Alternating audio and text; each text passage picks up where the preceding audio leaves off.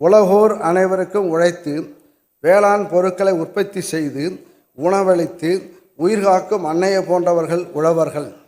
அத்தகைய பெருமைக்குரிய உழவர்தம் வாழ்வில் இந்த நிதி அறிக்கையும் வளர்ச்சி கூட்டி மலர்ச்சிக்கான செய்திடும் என்று நம்புகிறேன். உணவுக்காகவும் உடைக்காகவும் மட்டுமே உழவு செய்ய தொடங்கி கால வெள்ளத்தில் பல மாற்றங்களை எதிர்கொண்டு மக்கள் சமுதாயத்தின் தேவைக்கேற்ப வேளாண் விளைபொருட்களை விளைவித்தரும் பெரும் பொறுப்பை நம் உழவர்கள் மேற்கொண்டுள்ளனர்.